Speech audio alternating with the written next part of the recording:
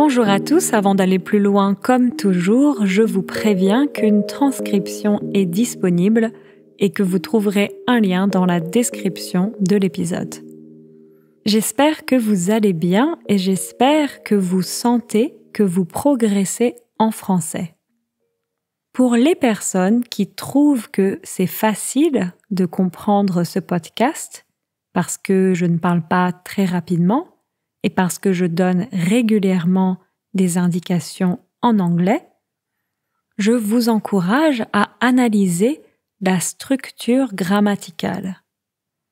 C'est une chose de bien comprendre le français, mais c'est encore un tout autre challenge de bien respecter la structure grammaticale quand on parle.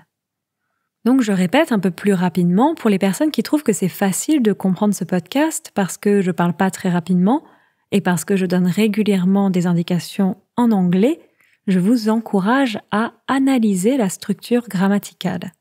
C'est une chose de bien comprendre le français, mais c'est encore un tout autre challenge de bien respecter la structure grammaticale quand on parle. Personnellement, j'ai appris plusieurs langues dans ma vie et ce qui a toujours bien fonctionné pour moi, c'est de ne pas aller trop vite. It's to not go too fast. C'est de ne pas aller trop vite. Donc personnellement, j'ai appris plusieurs langues dans ma vie et ce qui a toujours bien fonctionné pour moi, c'est de ne pas aller trop vite. Quand on apprend lentement, on apprend mieux en général. On a le temps d'analyser la grammaire et donc on fait beaucoup moins de fautes ou d'erreurs quand on parle. Donc quand on apprend lentement, on apprend mieux en général, on a le temps d'analyser la grammaire et donc on fait beaucoup moins de fautes quand on parle. Et c'est aussi important de s'habituer à entendre du français parler plus rapidement. Donc c'est pour ça que je répète régulièrement des passages en parlant plus vite ou plus rapidement. Et ça a aussi un autre intérêt, c'est de répéter. C'est grâce à la répétition qu'on peut apprendre beaucoup de vocabulaire. C'est grâce à, it means it's thanks to. C'est grâce à la répétition qu'on peut apprendre beaucoup de vocabulaire, qu'on peut se familiariser avec la grammaire et avec les expressions. Et il y a beaucoup d'expressions en français. Je répète plus rapidement. C'est aussi important de s'habituer à entendre du français parler plus rapidement. Donc c'est pour ça que je répète régulièrement des passages en parlant plus vite. Et ça aussi, un autre intérêt, c'est de répéter. C'est grâce à la répétition qu'on peut apprendre beaucoup de vocabulaire, qu'on peut se familiariser avec la grammaire et avec les expressions. Et comme je disais, il y a beaucoup d'expressions en français. Donc comme ça, vous avez le temps d'analyser la langue et vous pouvez également vous habituer à entendre du français parler plus rapidement et apprendre grâce à la répétition. Après, bien sûr, chacun a sa méthode. Mais en tout cas, cette méthode marche très bien pour moi. Et n'hésitez pas à me laisser des commentaires pour me dire si ça marche pour vous. Donc on peut dire cette méthode marche ou cette méthode fonctionne. Si ça marche pour vous ou si ça fonctionne pour vous. Je répète plus rapidement, après bien sûr chacun a sa méthode, mais en tout cas cette méthode marche très bien pour moi et n'hésitez pas à me laisser des commentaires pour me dire si ça marche pour vous. Alors aujourd'hui on va voir comment utiliser l'expression n'importe quoi.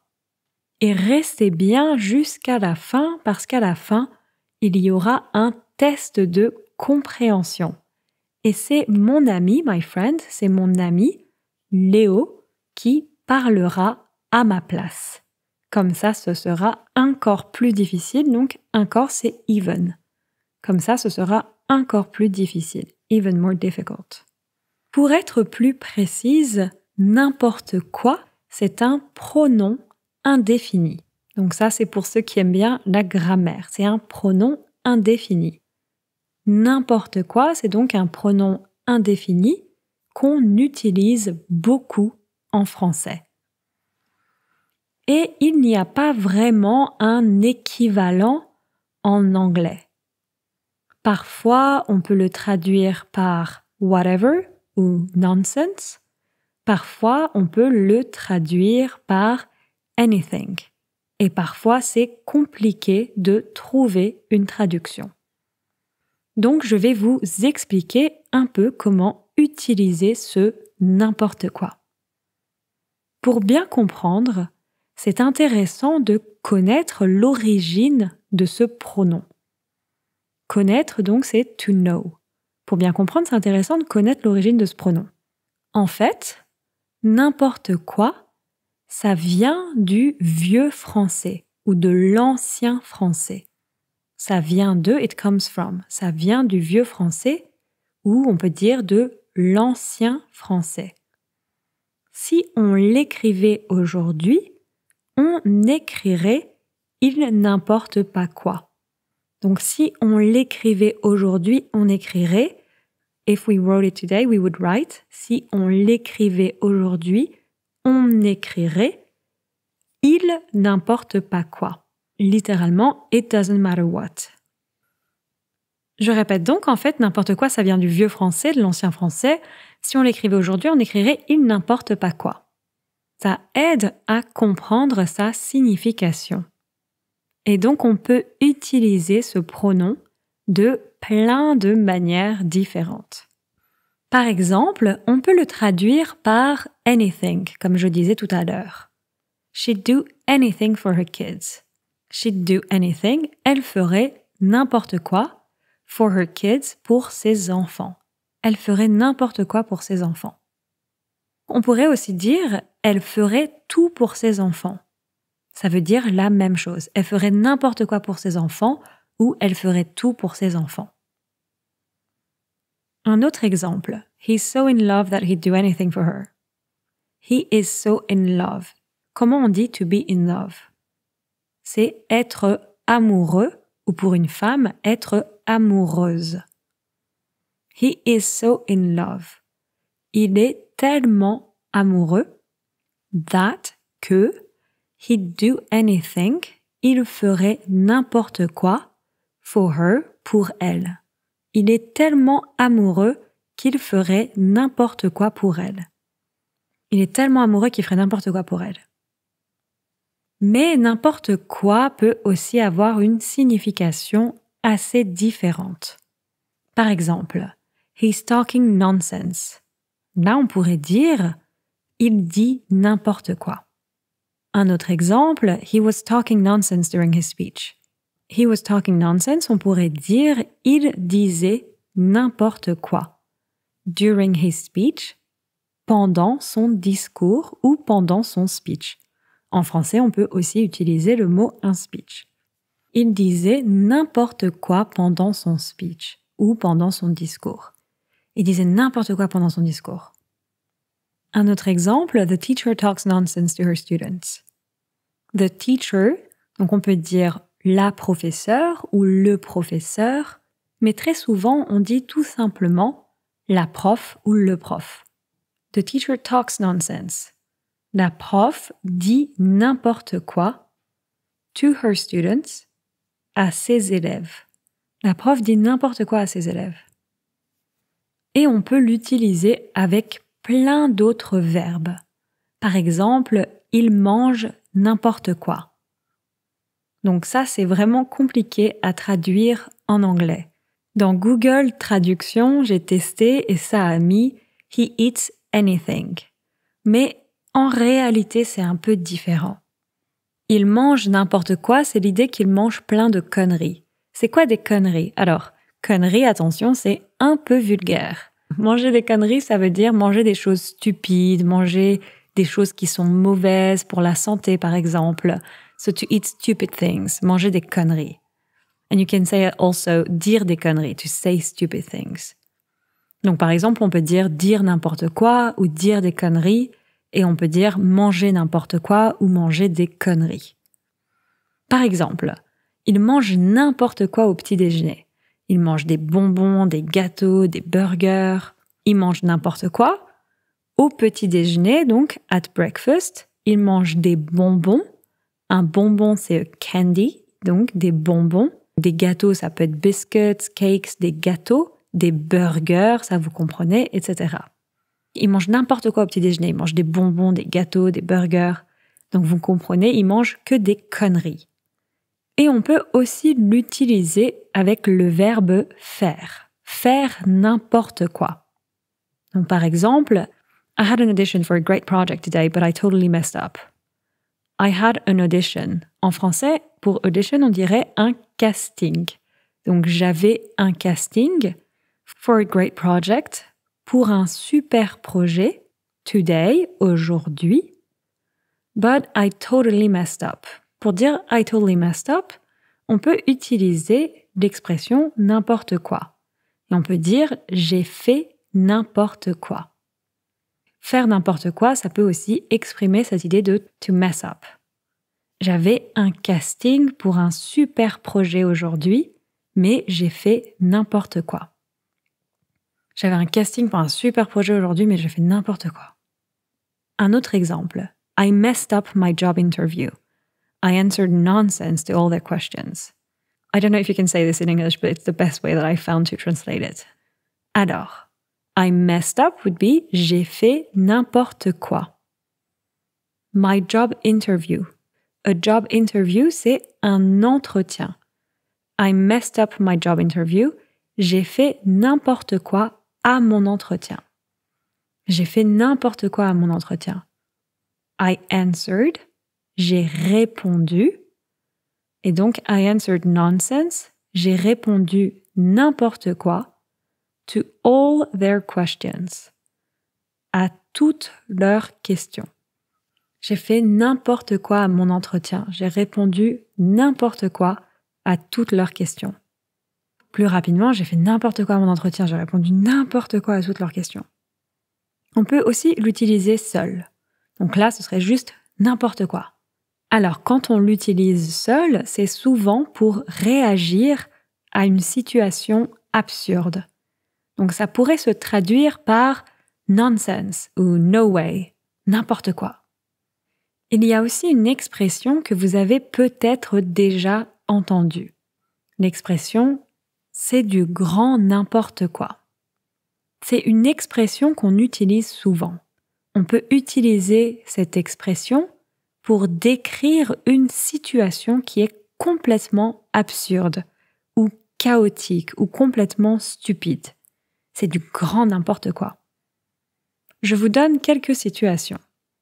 Pendant la crise du Covid, plein de gens ont commencé à acheter en masse du papier toilette. C'était la folie dans les supermarchés. La folie, c'est quoi? C'est the craziness. C'était la folie. It was crazy. C'était la folie dans les supermarchés. Les gens couraient partout pour acheter du papier toilette. C'était du grand n'importe quoi. Je répète, pendant la crise du Covid, il y avait plein de gens qui ont commencé à acheter en masse du papier toilette. C'était la folie dans les supermarchés. Les gens, ils couraient partout pour acheter du papier toilette. C'était du grand n'importe quoi. Donc, l'expression « c'est du grand n'importe quoi », c'est une expression qui décrit un peu cette situation chaotique, un peu absurde. Une autre situation. Imaginez que vous regardez un débat à la télévision. À la télévision française, il y a beaucoup d'émissions de débat. Une émission, c'est a show. Par exemple, on peut dire une émission télé ou une émission de radio. Donc, imaginez que vous regardez un débat à la télévision, et comme je disais, à la télévision française, il y a beaucoup d'émissions de débat. Vous regardez l'émission, mais tout le monde parle en même temps. Le présentateur, les invités, etc. Tout le monde parle en même temps. Parler en même temps, c'est donc to speak at the same time.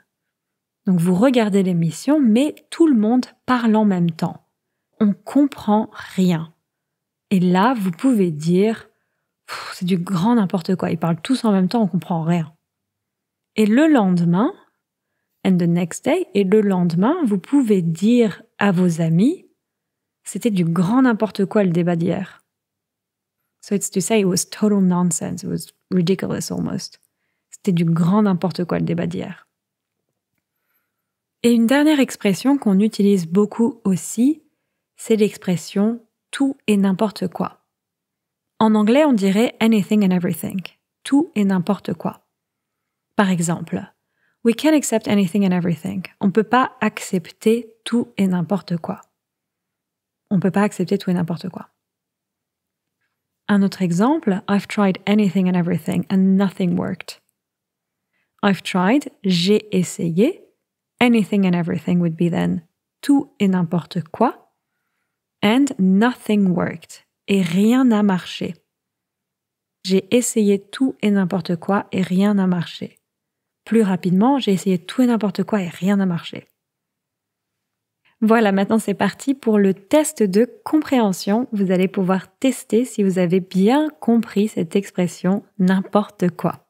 Et aujourd'hui donc, c'est mon ami Léo qui va lire les phrases en français et après je vais vous expliquer. Première phrase. Tu lui dis n'importe quoi et il t'écoute. Tu lui dis n'importe quoi, en anglais ce serait un peu comme You tell him any stupid thing, you tell him anything. Et il t'écoute, and he listens to you. Tu lui dis n'importe quoi et il t'écoute. Deuxième phrase. Elle ferait n'importe quoi pour réaliser son rêve. Elle ferait n'importe quoi.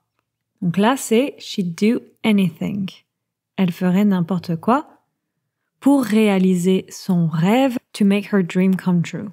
Elle ferait n'importe quoi pour réaliser son rêve. Troisième phrase. Ils ont signé le document sans le lire, n'importe quoi. Alors, ils ont signé le document. Ils ont signé, they have signed, donc le document, the document, sans le lire. Without reading it. Sans le lire. And here in that case, n'importe quoi would be like, oh, so stupid.